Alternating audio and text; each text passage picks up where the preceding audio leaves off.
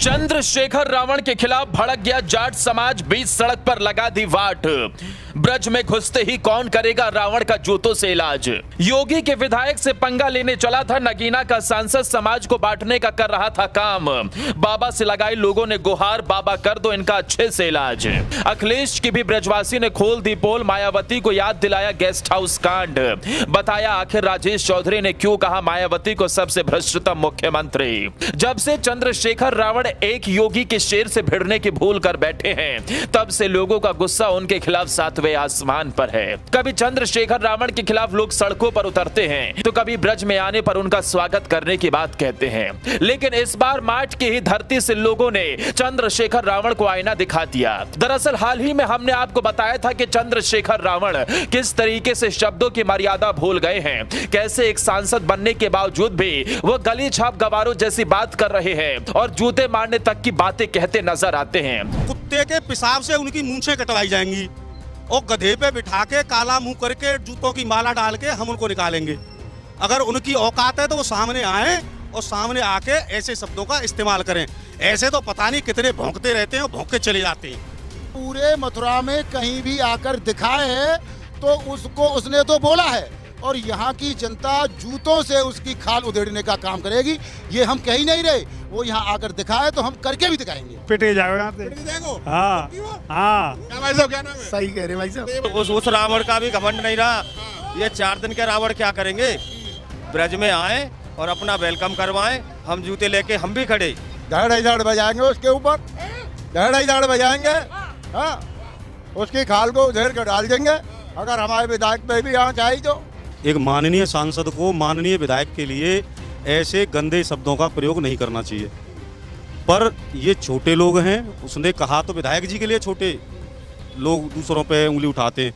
ऐसे छोटे लोग कंट्रोवर्सी पाने के लिए पूरे समाज पे और पूरे देश पे उंगली उठा देते हैं। ये लोग आए दिन प्रधानमंत्री, मुख्यमंत्री और पूरी सरकार को भ्रष्ट, बेईमान, निकम्मा और नीच, पता नहीं कैसे कैसे शब्दों से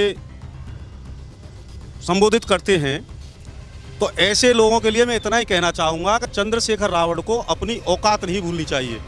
अपनी औकात में रहते हुए उसको शब्दों का इस्तेमाल करना चाहिए। उसने पूरे देश के जाट समाज का अपमान किया है। एक सांसद का एक विधायक के लिए ऐसा बोलना सवालों के घेरे में आ गया और चंद्रशेखर रावण की जुबान से निकले ये बात जाट समाज के लोगों को बिल्कुल भी अच्छी नहीं लगी। जिस माट विधानसभा से विधायक है राजेश चौधरी, वहां की जनता ने बीच सड़क पर उतर कर दिया ऐलान, ब्रज की धरती पर घुसेगा रावण तो उसका अच्छे से हो जाएगा इलाज। जब हमारी टीम ग्राउंड पर पहुंची, माट विधानसभा के लोगों से बातचीत की, तो वहां एक युवा जाट ने गुस्से में ये तक कह डाला कि चंद्रशेखर रावण की अकड़ ढीली करने का हम काम करेंगे। अगर चंद्रशेखर रावण में दम है तो वो मथुरा में आकर दिखाए, यहाँ की जनता उसका अच्छे से स्वागत करेगी। सुनिए क्या कह रहे हैं मथुरा के जाट। चंद्रशेखर रावण को अपनी औकात नहीं भूलनी चाहिए। अपनी औकात में रहते हुए उसको शब्दों का इस्तेमाल करना चाहिए। उसने पूरे देश के जाट समाज का अपमान किया है, तो वो सुन लें तो कुत्ते के पेशाब से उनकी मूंछें कटवाई जाएंगी और गधे पे बिठा के काला मुंह करके जूतों की माला डाल के हम उनको निकालेंगे। अगर उनकी औकात है तो वो सामने आए और सामने आके ऐसे शब्दों का इस्तेमाल करें।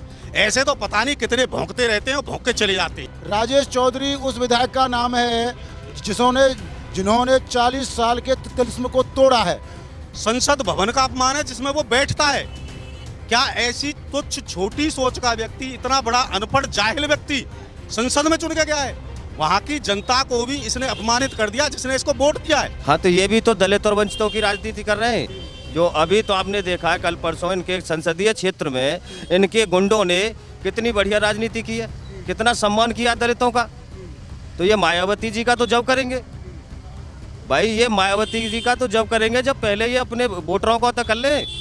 इनके पास वोटर जाते हैं, इनके गुंडे उन्हें मार मार के भगाते, पीटते।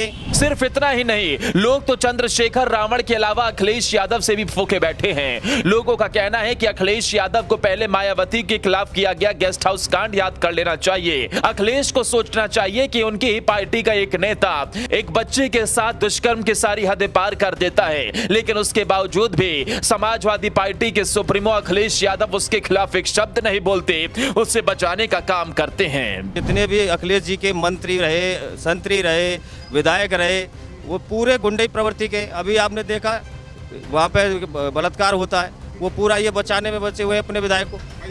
अयोध्या में बलात्कार हुआ है छोटी सी बच्ची का, दलित बच्ची का, तो ये क्यों नहीं उनको मतलब देख रहे? उनको देखना चाहिए। तो बाबा तो हिसाब कर रहे हैं ना बुलडोजर चला के। और भाई बाबा का तो काम ही है, बाबा आए इसीलिए, चाहे अखिलेश जी का हो, चाहे मायावती जी का हो, चाहे अपना हो, सभी का हिसाब बराबर करने आए। जो गुंडा है वो गुंडा ही छोड़ेगा। अब अखिलेश जी मर्यादा का पाठ पढ़ा रहे हैं। अखिलेश जी के पिताजी ने 2 जून 1995 को मायावती जी का चीरहरण होने से बच गया था। वो एक कमरे में बंद हो गई थी। उन्होंने 2 जून 1995 से, आप गूगल कर लेना, उन्होंने साड़ी पहनना छोड़ दिया था। मायावती जी ने साड़ी पहनना छोड़कर सूट पहनना शुरू कर दिया था कि समाजवादी गुंडों से जैसे तैसे उनकी इज्जत बची थी। और उस इज्जत को बचाने वाला और मायावती जी को बचाने वाला उस दिन एक बीजेपी का ही और संघ का विधायक था, ब्रह्मदत्त द्विवेदी, जिन्होंने उस बचाने के बाद में समाजवादी गुंडों ने उनकी हत्या कर दी थी। तो ये लोग क्या जाने मर्यादा क्या होती है। इनके वही मरहूम पिताजी मुलायम सिंह जी ने कहा था बलात्कारियों के लिए कि बच्चों से गलती हो जाती है, तो इनकी मर्यादा हम क्या बताएं, ये तो खुद ही सब जानते हैं, आप भी जानते हो, सब जनता जानती है। अरे उन्होंने तो उसकी अस्मिता लूटने का प्रयास किया।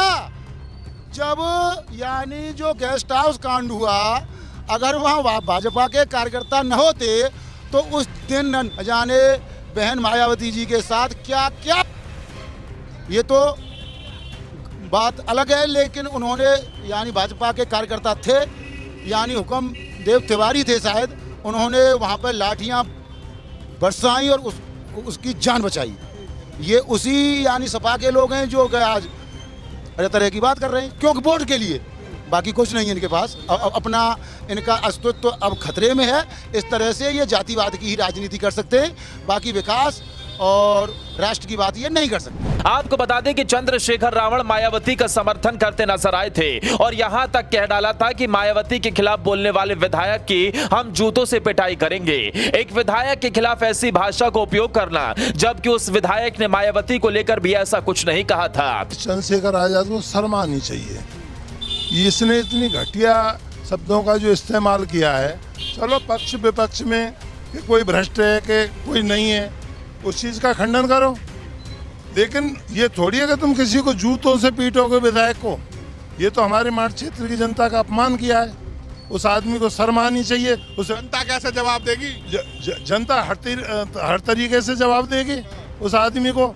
उसका मुंह भी काला कर सकती है जनता। यहाँ की जनता में आक्रोश है, माठ क्षेत्र की जनता में। लेकिन जाति के आधार पर वोट बैंक की सियासत में नेता ऐसा घुस गए हैं कि इन्होंने ब्रजवासियों से सीधे तौर पर पंगा लेने की कोशिश कर डाली, जाटों से भिड़ने की भूल कर डाली और अब जाटों की भीड़ इन्हें आईना दिखाने का काम कर रही है।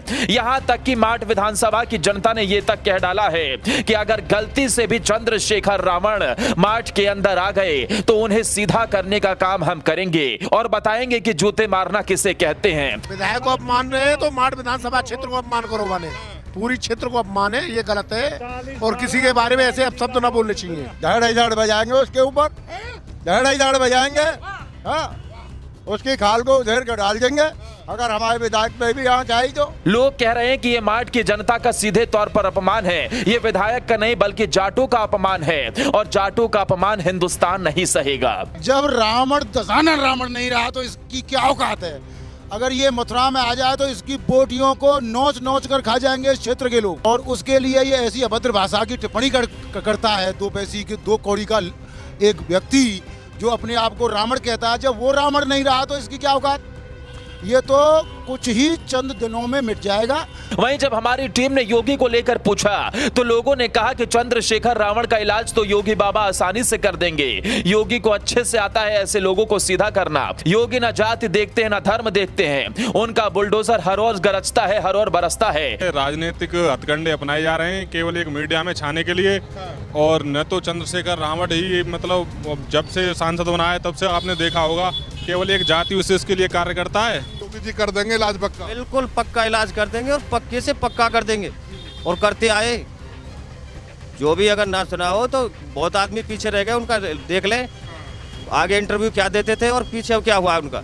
ऐसे में अपराधियों पर गाज बाबा की जरूर गिरती है। इसे ही देखते हुए चंद्रशेखर रावण को भी सीधा करने का काम योगी आदित्यनाथ ही करेंगे। इसके अलावा जब लोगों से विधायक के दिए हुए बयान को लेकर पूछा गया तो लोगों ने कहा इसमें क्या गलत है। मायावती का भाई आज करोड़ों की संपत्ति का मालिक है। मायावती के परिवार के ऊपर भी भ्रष्टाचार के आरोप लगे हैं। आखिर मायावती के भाई इतनी संपत्ति कहां से लेकर आए? ना उनका कोई बिजनेस था, ना वो कुछ काम करते थे, तो इतनी अकूत संपत्ति कहां से बटोर डाली? इसलिए सवाल तो उठता ही है। मायावती भ्रष्ट हैं, कौन नहीं जानता इस बात को।